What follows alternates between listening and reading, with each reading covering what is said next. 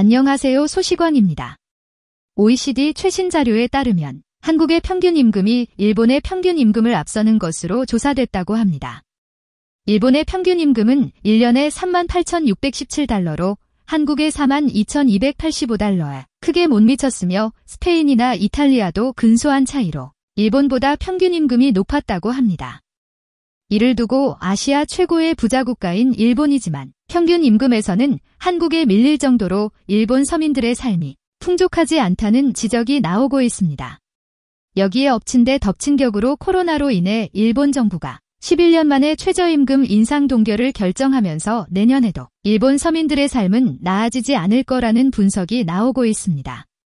이는 코로나와 함께 아베 정권이 일으킨 수출 규제로 인해 한국인의 관광 입국이 대폭 급감하면서 내수시장이 심각한 타격을 입어 일본 경제가 최악의 경제지표를 받아들였기 때문이라고 합니다. 이에 일본의 경영계는 임금 인상보다는 고용 유지를 위한 임금 동결을 강력히 주장했고 결국 이 주장이 받아들여진 것입니다.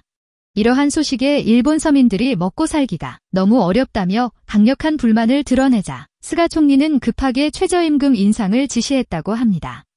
다만 최저임금 인상은 스가가 총리에 오르기 전부터 가지고 있던 소신이며 스가 총리는 아베노믹스의 혜택이 중산층에게까지 돌아가지 못하고 있다고 판단해 이를 해결하기 위해서는 최저임금을 빠르게 올려야 한다는 생각을 평소 가지고 있었다고 합니다. 이에 대한 일본인들의 반응 알아보겠습니다. 한국인보다 평균 임금이 무려 390만 원이나 적은데? 맨날 한국은 치킨집이나 차려야 한다고 놀렸었는데 사실 치킨집 해야 되는 건 우리였던 거야? 여기에 더해서 한국은 세금도 일본보다 덜 내고 물가도 한국이 더 저렴해. 이거 어떻게 된 거야? 일본은 정말 제대로 끝났잖아. 400만 원이나 더 받는다고? 이거 완전 부자잖아. 동남아인들도 일본 안 오고 한국 가고 싶어해. 한국이 돈을 더 많이 주니까 이게 현실이야. 이래서 한국은 이미 구름 위의 존재라고 하는 거야. 인터넷 우익들도 이제는 한국 포기하고 다음에 적을 찾고 있잖아. 그래서 베트남 욕하는 거고. 일본도 최저임금 올릴 순 없는 거야? 그럼 잘 살 수 있을 텐데. 그럼 우리 일본은 단지 그냥 쇠퇴국일 뿐이라는 소리네. 한국은 치킨집 개업해도 돈을 모으는 게 현실이야. 하지만 후진국 일본은 치킨집 창업은커녕 먹고 사는 게 우선이다. 일본은 세계 3위의 경제대국 아니었어? 세계에서 세 번째로 잘 사는 나라인데 이거 표가 뭐 잘못된 거 아니야? 일본의 문제점은 직장인들의 평균 급여는 낮아지는데 세금과 보험료는 계속 올라간다는 점이야. 조금 이상한데 1인당 GDP 같은 거에서 근소한 차이라서 좀 의외긴 했지만 확실하게 한국을 이겼다고 생각했는데 이 결과는 조금 의심스러운걸? 지금은 근소한 차이라도 앞으로 1인당 GDP에서도 한국에 지는 건 확정이야. 많은 경제학자들이 실제로 그걸 지적하고 있고 앞으로는 일본도 보통의 아시아 국가 중 하나가 되겠지? 그냥 90년대가 뭐랄까 약간 보너스 타임이었을 뿐이네. 인터넷 우익은 결국 애국하는 게 아니라 자신이 패배자란 사실을 믿기 싫어서 울분을 풀고 싶을 뿐이야. 이런데 왜 일본으로 이주하는 한국인이 많은 거지? 이해가 안 가는데. 일본이 끝났다고 생각하는 이유가 부자가 될 생각은 아무도 안 하고 가난해진 후에 어떻게 생활해 나갈 것인가 그런 것만 생각하고 있어 다들. 일본이 얼마나 막바지에 와 있는지 알 수 있다. 이제 지방은 버리고 도쿄에만 집중 투자해서 어떻게든 국제 경쟁력을 따라갈 수밖에 없어.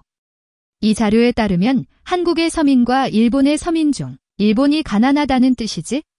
한국은 최악의 경우 북한과의 통일이라는 카드가 있어. 하지만 일본은 정말 아무것도 없지. 30년 동안 경제성장을 안 했어. 세계에서도 보기 드문 경우야. 쇠퇴의 일본 정말 이상하다. 일본이 남미나 동유럽 수준이란 말이야?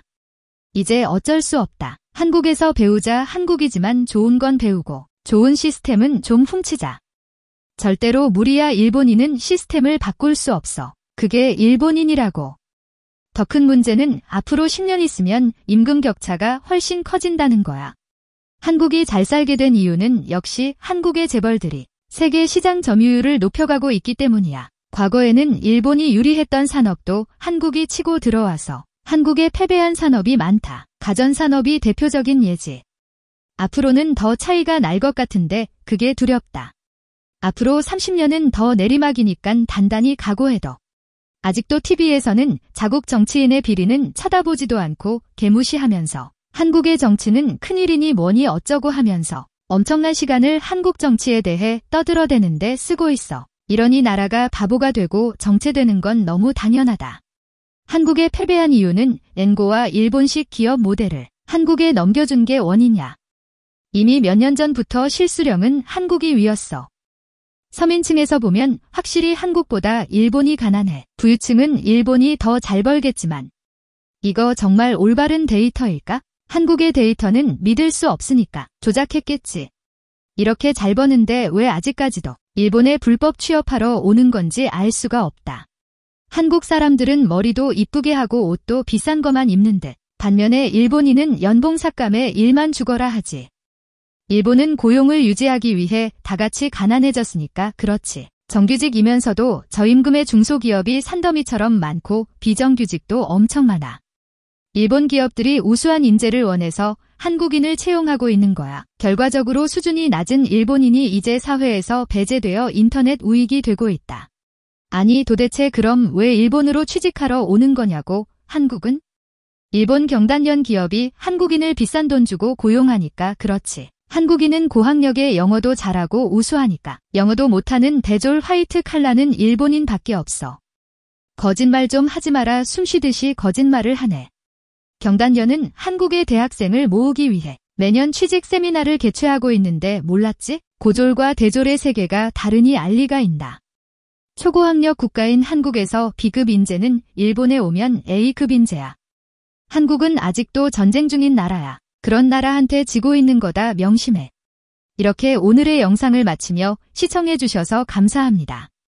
여러분의 좋아요와 구독은 영상 제작에 많은 힘이 됩니다. 앞으로도 많은 관심과 시청 부탁드립니다.